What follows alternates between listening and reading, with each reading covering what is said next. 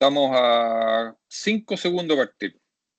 Ok, me avisa, Doc. Ahora sí, 7:04, podemos partir cuando quiera. Ah, ya. Era 04, no 03, me equivoqué. Ya. Bueno, yo soy Lorena Basso, anestesióloga, haciendo el fellow de anestesia obstétrica acá en la UC, y hoy día me tocó presentar en el journal de los viernes. Así que vamos a ello. Voy a presentar un artículo que salió en JAMA Health Forum y trata acerca de, bueno, un tema que me gusta a mí, que es la embarazada. Pero esto es un tema bien particular, en realidad, que a lo mejor no vemos mucho hoy en día acá en el hemisferio sur, y trata sobre las adicciones en la embarazada, pero específicamente en este caso de la adicción y los trastornos por adicción a opioides. Si bien es un tema que en el hemisferio norte está muy de moda, yo considero que, y lo hemos visto, que lo que pasa en el norte siempre es como el futuro de lo que va a pasar después acá. Y este tema específicamente trata de la buprenorfina como tratamiento para la adicción o los trastornos por adicción a opioides y cuáles son los outcomes maternos y fetales. Entonces, ¿por qué este es un tema tan relevante? Es porque este desorden por abuso de sustancias en general, no solo opioides en este caso, sino que nos vamos más general, es un factor de riesgo que se asocia a muerte durante el embarazo. Y se ha visto que ha habido un aumento desde el año 2010 hasta el 2020 en 4 veces más de muerte por sobredosis de opioides. Visto también de otra manera, otras estadísticas muestran que desde el año 1999, y esto es un dato que menciona el artículo, se ha visto que hay un aumento de 1,5 a 8,2 por cada 1.000 habitantes hasta el año 2017, perdón, del consumo de opiáceos en la mujer embarazada. Entonces, ¿qué pasa aquí con esto? Que se ha visto que lamentablemente en aquellas mujeres embarazadas que requieren el tratamiento, menos del 20% lo recibe. ¿Cuáles son algunos de los problemas que puede traer esto? Sobredosis en las mujeres, infecciones, rehospitalizaciones, un término que menciona el artículo que traducido sería morbilidad materna grave. ¿Y esto qué es? Esto es un término que engloba 21 patologías que están definidas por el CDC, que son bueno, estas patologías que llevan a una morbilidad severa, como embolismo, histerectomía no planificada, ventilación prolongada, y así, entre todas ellas son 21 que no deberían suceder, e incluso puede llegar a la muerte.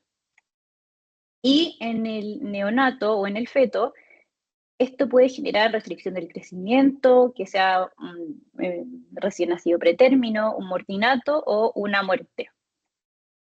Entonces, ¿qué existe actualmente para manejar este trastorno? Existen tratamientos, generalmente se ocupan estos 3 fármacos. Tenemos la metadona, que es como el más antiguo. Tenemos la naltrexona y buprenorfina, perdón. Entonces, ¿cuáles son las características de cada uno? La metadona es un agonista mu, naltrexona es un antagonista mu, kappa y delta, y la buprenorfina, que es lo que vamos a hablar hoy, la gracia que tiene es que es un agonista parcial y un antagonista kappa, entonces tiene un perfil de seguridad mayor que la metadona, por ejemplo. Entonces, volviendo al tema del artículo, ¿qué se preguntan los autores? Se preguntan que si el tratamiento con la buprenorfina para el trastorno por consumo de opiáceos durante el embarazo mejora o no los resultados maternos y neonatales en este caso. ¿Por qué? Porque si bien existe el tratamiento, en las embarazadas no hay muchos estudios, no hay como ¿cómo se llama? Como que evalúen esto según las características de las pacientes y que nos entreguen resultados fidedignos, porque todos los otros estudios están siendo evaluados en generalmente hombres y mujeres no embarazadas. Entonces, ¿cuál es el objetivo de ellos? Es determinar si el tratamiento con buprenorfina se asocia con mejores resultados maternos e infantiles, en el fondo neonatales, en comparación con la ausencia de tratamiento. O sea, tratamiento con buprenorfina versus nada. En las madres que tengan, obviamente, un trastorno por consumo de opiáceos.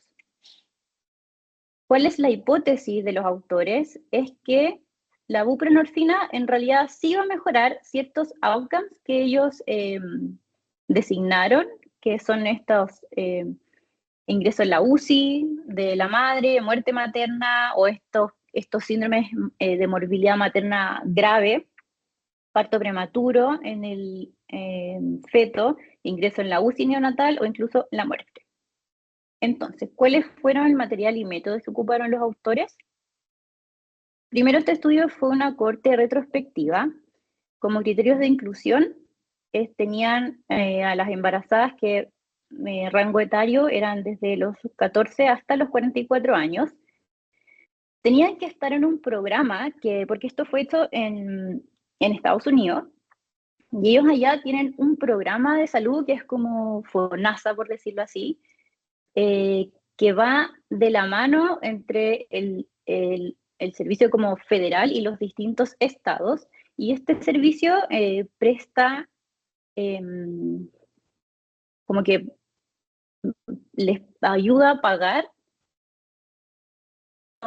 gratis, atiende a mujeres embarazadas, a niños, a algunos ancianos y a pacientes con discapacidades. Otro criterio de inclusión era que embarazadas que estuvieran entre las 20 semanas de edad gestacional hasta las 6 semanas posparto. Fue un estudio que se hizo desde el año 2010 hasta el 2021 y obviamente tenían que tener el diagnóstico de trastornos por uso de opioides. Ahora, este diagnóstico se hizo de dos formas. Podían tenerlo como un diagnóstico ambulatorio en más de 2 ocasiones o que lo tuvieran en una ocasión, más de una ocasión, pero que tuvieran una hospitalización por eso. Y se me olvidó mencionar que este sistema de Teen Care tiene una capacidad de registro impresionante. Se registran demasiadas cosas, todos los datos de las pacientes. Entonces ahí iban sacando muchos de los datos que ellos ocuparon para este estudio. Como criterios de exclusión, sacaron todas aquellas pacientes que estuvieran en tratamiento con metadona, naltrexona o buprenorfina, pero que fuera por otro motivo, por ejemplo, por dolor. Y utilizaron las guías Stroke para guías como para armar su estudio. Entonces, ¿cuáles eran los desenlaces que ellos evaluaron? Primero, los enlaces maternos. Los primarios que ellos iban a evaluar eran la morbilidad materna grave, que son estos 21 diagnósticos que están agrupados por la CDC, la admisión a UCI materna y la muerte materna.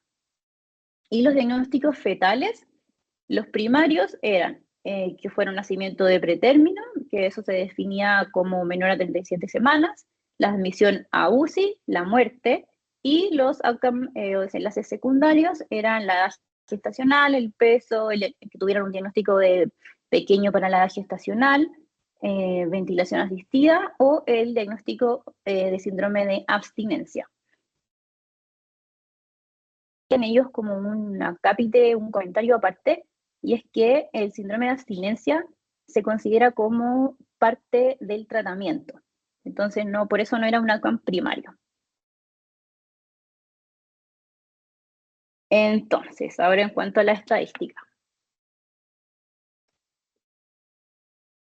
Primero, como este es un estudio, una cohorte retrospectiva, en realidad tiene harto sesgo. Y para evitar ese sesgo que viene inherente a este tipo de estudios, ellos intentaron ajustar por algunas variables que las definieran. ¿Por qué? Porque En el fondo, eso puede influir en el resultado y que no sean comparables. La idea era comparar entre aquellas pacientes que recibían tratamiento con buprenorfina y otras que no. Por lo tanto, ellos definieron estas covariables en función del potencial que tenían para influir en esa probabilidad de recibir el tratamiento. ¿Qué midieron? Las características basales de las pacientes. Y eso nos sirve para ver si son comparables o no. Eso lo midieron con medianas y rango intercuartílicos, las que eran variables continuas, y frecuencia y porcentaje, las que eran variables categóricas. Después de eso, hicieron una comparación de grupos. Y eso lo evaluaron con Wilcoxon Rank Sum, no sé cómo se pronuncia eso, pero con eso lo evaluaron. Y eso lo ocuparon para aquellas variables que eran continuas no paramétricas, y también ocuparon chi cuadrado para las variables que eran categóricas. ¿Y eso cuál era el objetivo de la comparación de estos grupos antes de hacer este ajuste? Era ver si antes de hacer este ajuste ya eran comparables o no. Y después utilizaron algo que se llama el Propensity Score, que es justamente para intentar hacer un análisis o como una simulación, porque como aquí yo no puedo ocupar una aleatorización, trato de hacer un escenario como simulado de que sean comparables los grupos, o sea, las que son aquellas que reciben el tratamiento y aquellas que no reciben el tratamiento. Yo con este modelo trato de hacerlos como si fueran comparables. Y esto se hace mediante un modelo de regresión logística. Y yo aquí, ¿qué hago? Evalúo la probabilidad de recibir buprenorfina. Eso es lo que yo ando buscando, y eso se calcula. Y ellos lo calcularon según las variables que ellos estimaron, que son las mismas que están en la tabla 1. Y eso, ellos calculan un puntaje que va entre 0 y 1. Después de eso, calcularon el peso, que es lo que en el artículo se define como lo que en inglés está escrito como overlap weights. ¿Y qué significa eso? Que se le entrega como un mayor peso, porcentaje o como un mayor valor a quienes están como, a quienes se solapan, a quienes tienen, no sé cómo explicarlo, a quienes están, quienes tienen la misma probabilidad de estar en cualquiera de los dos grupos.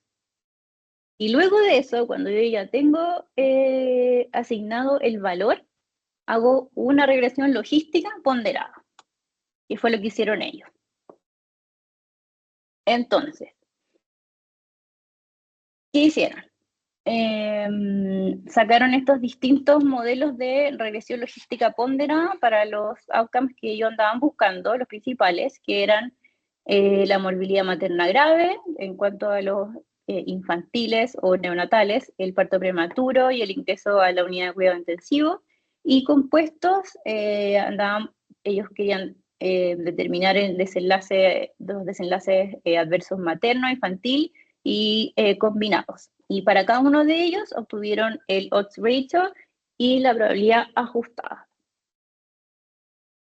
Hicieron también otro tipo de análisis para determinar la duración y la dosis, el momento del tratamiento, la duración de la hospitalización, y ahí hicieron también otro tipo de estadística para ver si en detalle tenía alguna relación la duración con la dosis, o bueno, cada uno de estos parámetros en la administración del medicamento y en los outcomes principales. Después de eso, hicieron también un análisis de sensibilidad para evaluar la robustez de los resultados. Lo cual es bueno en el fondo porque al tener tanto sesgo inherente a este tipo de estudios, nos ayuda a ver si yo cambiando levemente los criterios de inclusión, por ejemplo, siguen siendo válidos. Entonces, ¿qué hicieron acá? Evaluaron solo aquellas mujeres que tenían una cobertura continua en el Teen Care, y después hicieron un análisis primario también, solo aquellas que tenían el diagnóstico certero de trastorno por abuso de opioides. Y en cuanto al software y a la significación estadística, ocuparon R, un P significativo menor a 0,05 y fue con doble cola el análisis, o sea, two-sided. Y ahora vamos a los resultados. Entonces, esta es la tabla 1, que nos sirve para ver si los grupos son más o menos comparables. Sabemos que aquí no hay una aleatorización, a pesar de que se hicieron los ajustes. Se ven algunas diferencias, esta no es completamente la tabla 1, ya es solo una parte. Hay algunas diferencias, sobre todo en la raza, sí, sobre todo en la raza, pero en otros aspectos son bastante similares, ¿ya?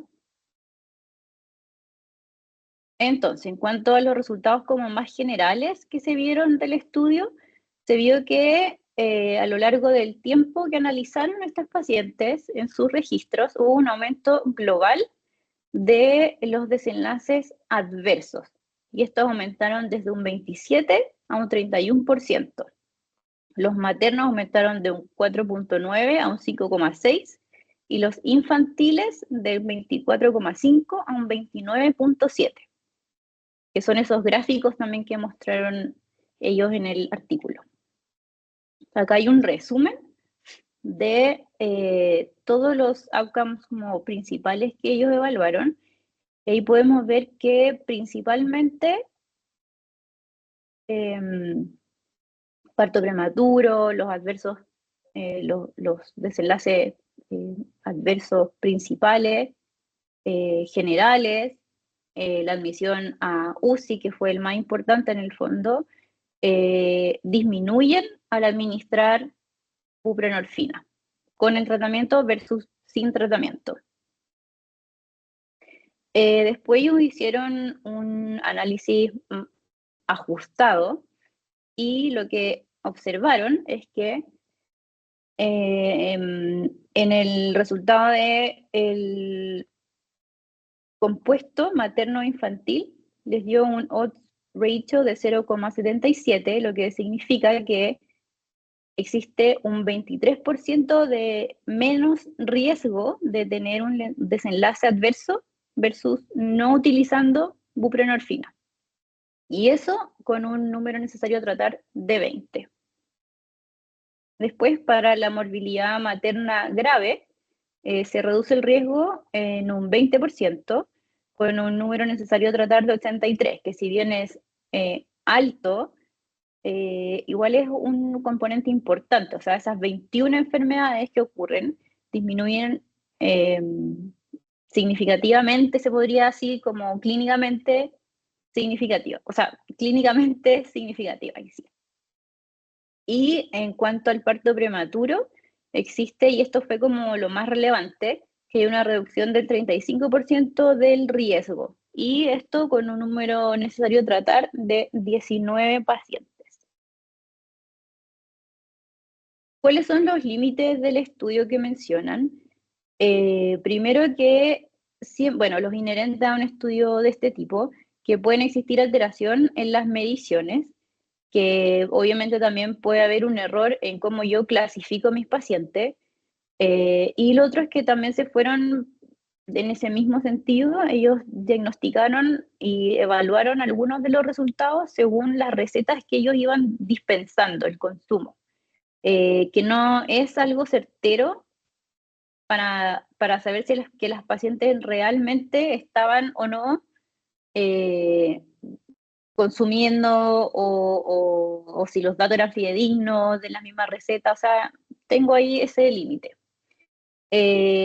Por lo mismo, como es un lugar que ocupa un sistema de salud tan específico, la generalización tal vez no es igual, por ejemplo, para Chile, que nosotros tenemos un sistema de salud mixto, distinto, entonces los pacientes tal vez no son las mismas. Eh, no, claramente todavía no llega tan fuerte acá como en el norte del mundo, entonces la generalización todavía no se puede hacer de esa manera tan global. Y por último, lo que mencionan en el artículo es que puede ser que algunas pacientes tuvieran unos diagnósticos previos a existir en el sistema de TeamCare que no hayan estado detectados o no hayan sido anotados en ese sistema y por lo tanto no se pudo haber hecho algún tipo de ajuste. Y eso me agrega un sesgo. Entonces, ¿qué es lo que pienso yo del artículo? Yo creo que sí, que es inherente el sesgo que tiene, pero creo que todo el análisis que se hizo de este artículo fue súper bueno. O sea, siguieron como todos los pasos, creo que está súper bien hecho. A mí me gustó como la manera de sacarse, creo que es la forma correcta de si uno va a tomar un artículo o va a hacer un estudio en el que te vas a basar en solo registros, hacer este propensity score y sacar los datos de regresión, logística y hacer un estudio para evaluar la robustez del estudio, creo que es como la forma correcta de hacerlo. Y los resultados, bueno, siento que tal vez es mucho número necesario tratar para tener el resultado en nuestro país. No tenemos la cantidad de pacientes para hacer eso. Entonces creo que la generalización o la validez externa aún no es tan aplicable a nosotros, si bien yo en Temuco al menos he tenido pacientes con estos diagnósticos, creo que han sido 2, pero también puede ser por falta de diagnóstico, como falta de subdiagnosticado. Así que, no sé, lo encontré interesante, siento que es algo que nos tenemos que empezar a preocupar. Y eso, a mí al menos me gustó. No sé si alguien quiere opinar.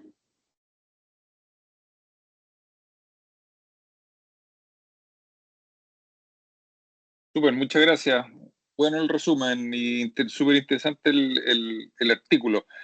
¿Pudiste echarle una miradita al material suplementario, ¿no? A las tablas del material suplementario, porque Lo estoy ahí, compartiendo todavía. no, ahí te saliste.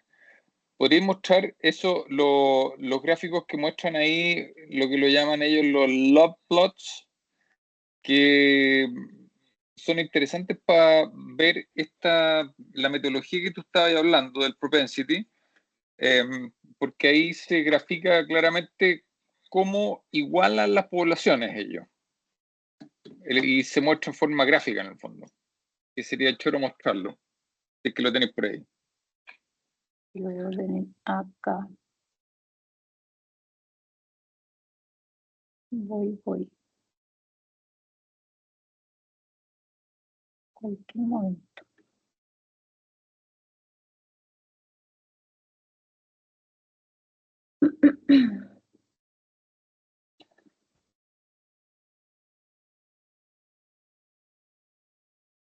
Voy. La 4. Sí, puede ser cualquiera. Voy.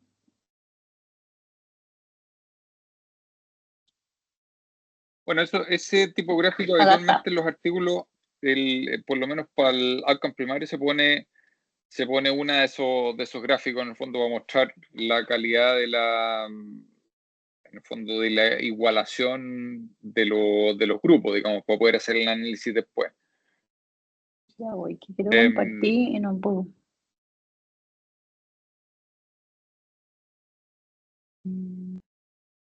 Este. Ese, ahí, súper. Ahí. Entonces, ahí los puntitos rojos son los dos grupos sin ajustarse, digamos. Entonces, ahí uno ve claramente que hay bastante diferencia en lo que tú decías. En la raza, por ejemplo, en la raza no hispánica blanca, está cargado a la derecha en el grupo que no recibe buprenorfina, ahí donde está la cruz. pero después cuando le hacen el propensity o le aplican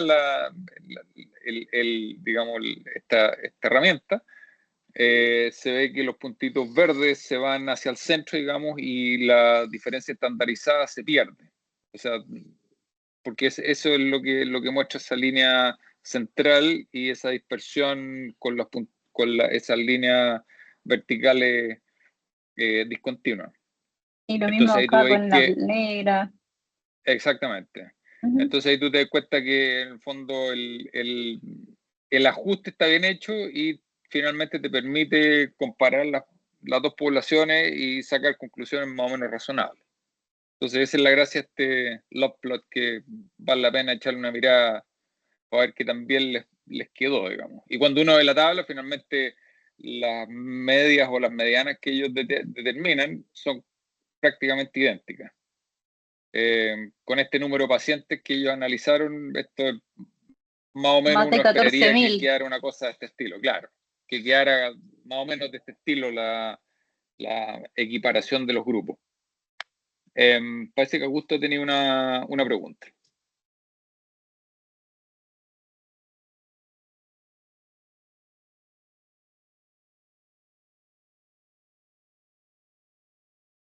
Hola. ¿Augusto?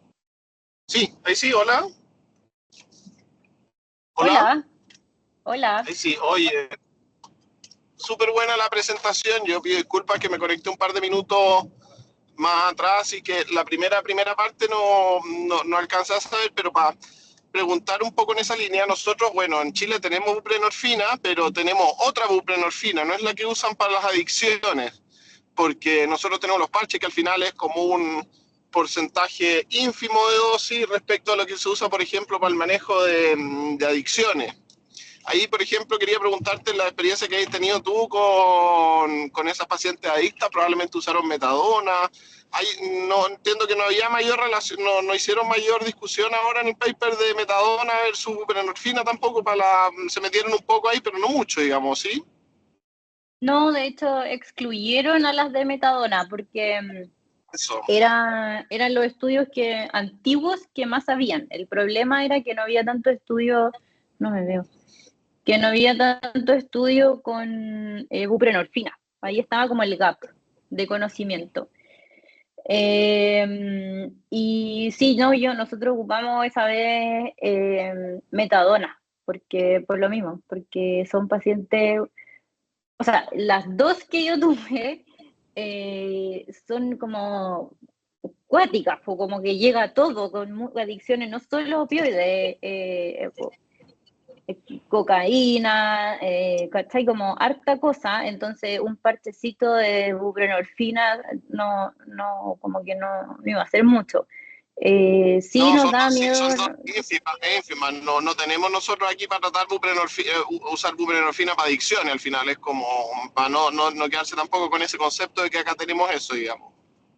no, claro, Claro. usamos metadona, ¿sabes? Y claro, o sea, igual hay que estar ahí pegado, monitorizando, eh, hablando con la neo. Y lo otro que es importante que tampoco se habló acá es también el manejo del dolor en el trabajo parto, que también hay un poco de debate en ese tema, que no era el propósito de este artículo, pero también hay un poco de debate en ese ámbito. Entonces, si bien yo encuentro que está apareciendo más, eh, y creo que es un tema que hay que tenerlo en mente, y probablemente si bien ahora no hay buprenorfina en las dosis requeridas, sí hay que empezar a pensarlo y probablemente llegue en un futuro. O sea, no creo que estemos tan lejos de eso. No, claro, lamentablemente parece que no tan lejos, pero ojalá que se mantenga lo más así posible. Veamos cómo sea la cosa. Pero muchas gracias por la presentación, estuvo súper buena. Sea a ti.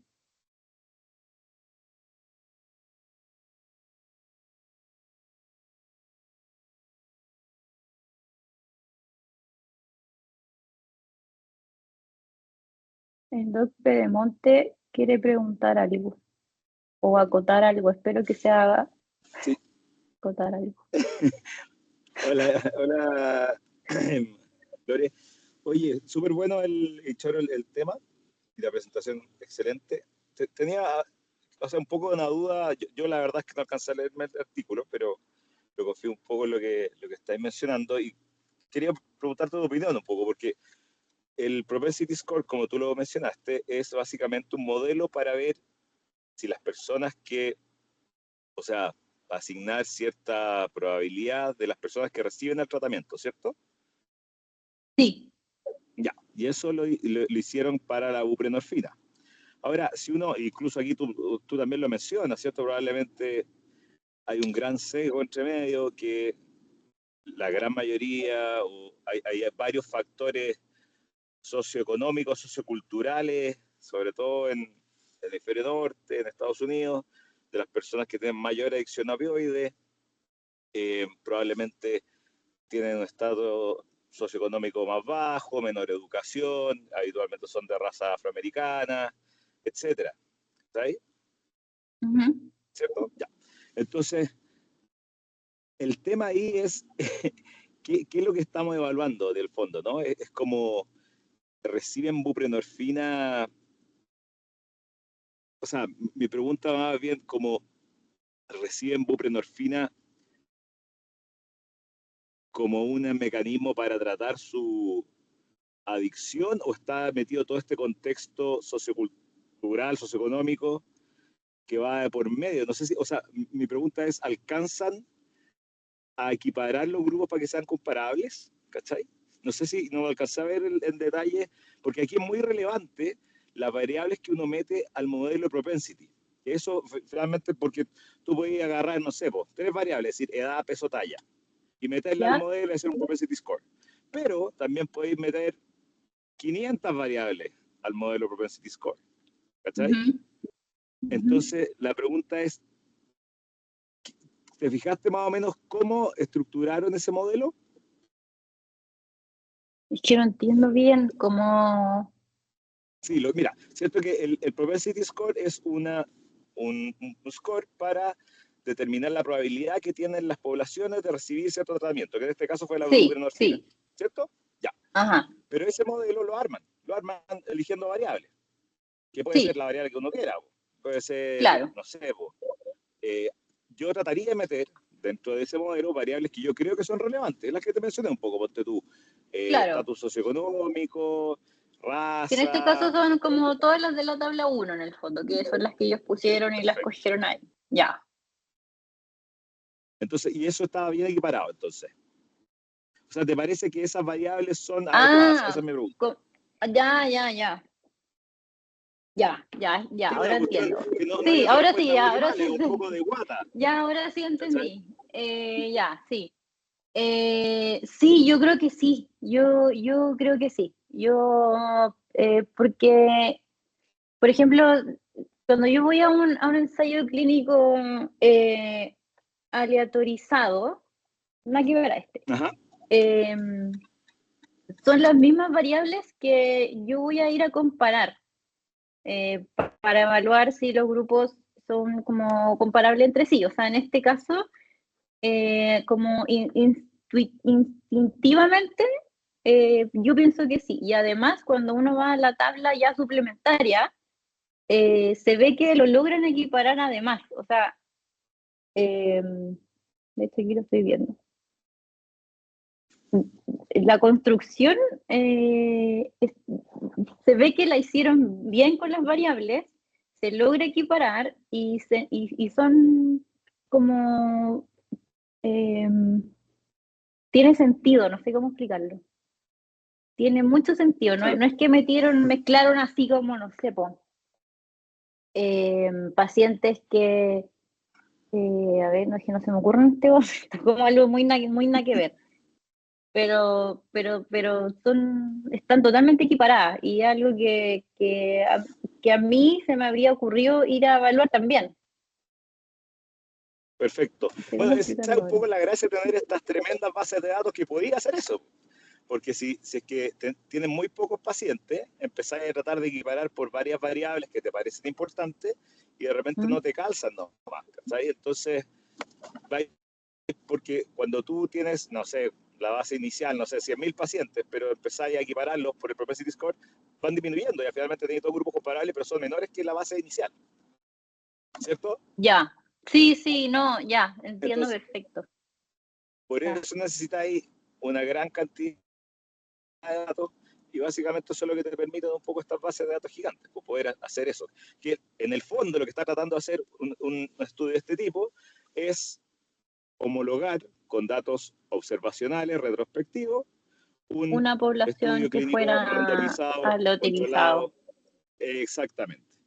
¿Por qué? Porque los RCT son los únicos que actualmente pueden decir que demuestran causalidad.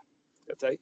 Y eso es lo que básicamente todos estos estudios observacionales respectivos tratan de hacer, de imitar. No son tan buenos, pero sí se acercan bien cercanos. O sea, sí se acercan un poco a lo donde quieren llegar. O sea, si apareciera un estudio RCT estudiando esto mismo, que va a ser súper difícil, súper caro, va a llevar tiempo, etcétera, probablemente va a ser mejor evidencia que esto. Pero esto es una muy No, buena de todas maneras. aproximación y gastando probablemente 1/10 de lo que gastaría una RCT. Nada, si tienen las bases de datos ahí mismo. Claro. Eso, muchas gracias, Lore. Gracias, buena la Doc. presentación. Willy parece que quería decir algo.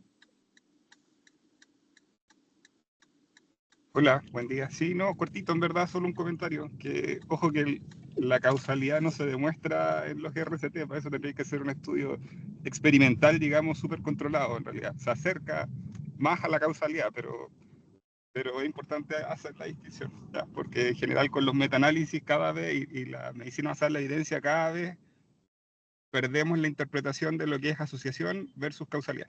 Solo eso. Vale.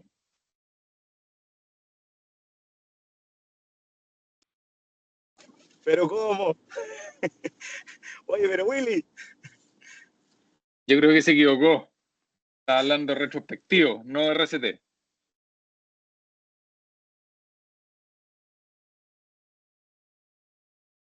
¿Dijo RCT? Dijo RCT, po. Ah.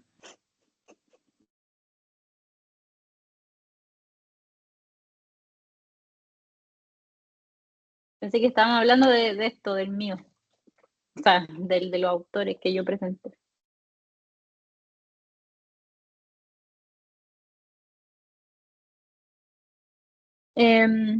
No sé si alguien más quiere opinar algo sobre el tema o del estudio o de la metodología.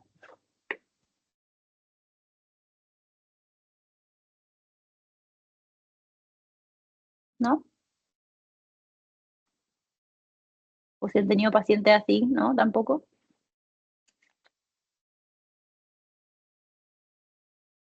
En Temuco nomás hay, parece. Sí, aquí todavía no tenemos, por lo menos, no nos han llegado, o por lo menos que sea un problema para nosotros todavía, las pacientes adictas y que estén en tratamiento o que vayan o que requieran ir al tratamiento. Todavía no tenemos ese problema todavía, pero va a llegar, No, de todas o maneras. sea, es que no, yo, o sea, esa vez tampoco era que estaba en tratamiento, era como que la vimos y empezamos. Y yo creo que están subdiagnosticadas igual. O sea, bueno, tal vez también hay una asociación con nivel socioeconómico más bajo y con eso es más difícil que nos lleguen esas pacientes a nosotros así como seguimiento más integral. Tal vez el sistema público es algo que aparece más y tal vez nosotros también por el sesgo de la selección de los pacientes que hay, o los ginecólogos no las reciben y no las quieren recibir, o las pacientes no llegan por un tema económico e ingresos también. Pues. Así que al final somos los últimos en saber porque hay una población súper seleccionada la que llega con nosotros finalmente. Pero puede ser también, en una de esas eventualmente van a empezar a llegar también más adelante también, incluso al sistema privado, pero habría que ver cómo se está portando el sistema público en general en Santiago para ir sacando también otras conclusiones. Yo Sí. discutí este tema perdón, no sé quién está hablando. Sorry. No, que yo quería contar acá en el Sotero que en Dale este mes más, que Julito. ya he estado en turno, ya he visto como hartos casos de adicciones, como Atusi, ketamina, Mm, y que también tienen fentanil. Entonces, yo creo que va a ser pronto el, la llegada de estos pacientes a la Católica.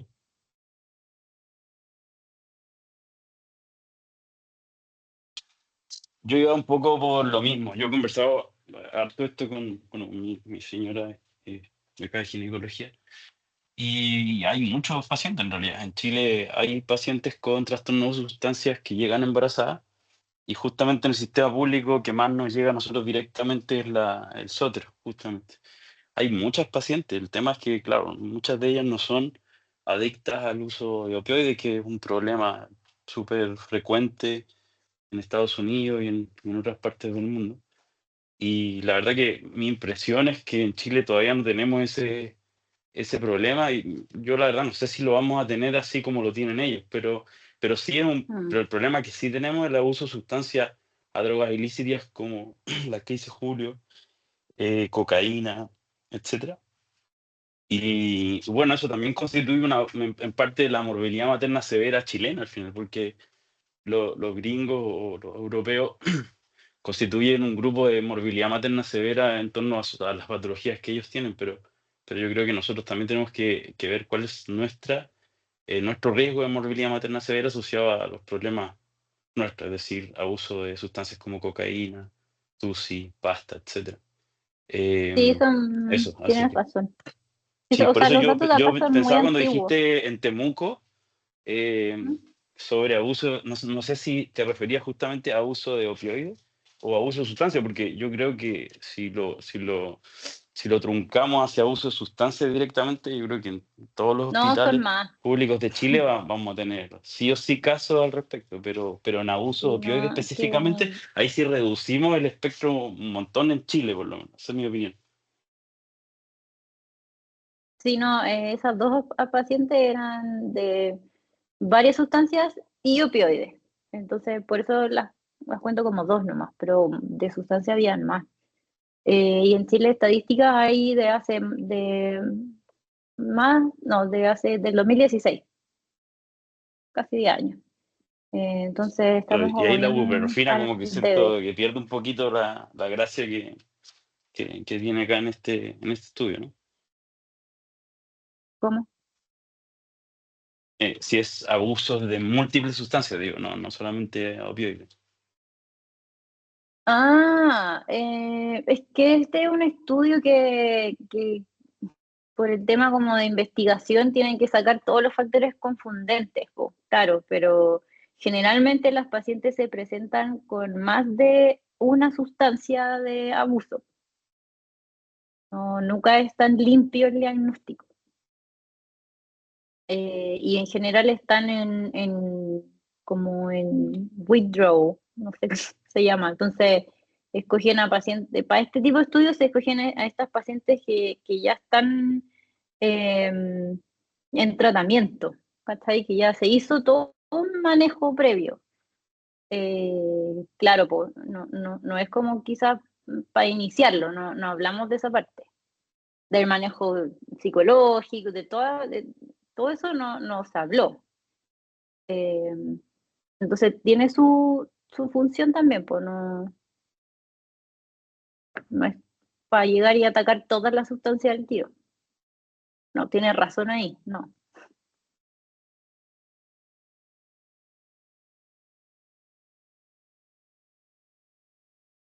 Bueno, gracias a todos por su asistencia y sus aportes. Nada, me gustó el tema, me gustó el análisis estadístico, así que gracias por sus comentarios. Eh, Así que ya en honor al tiempo, que ya hay que partir pabellones, nos vemos durante el día. Muchas gracias, Ya, Lore. pero muchas gracias. Chao. Chao, chao.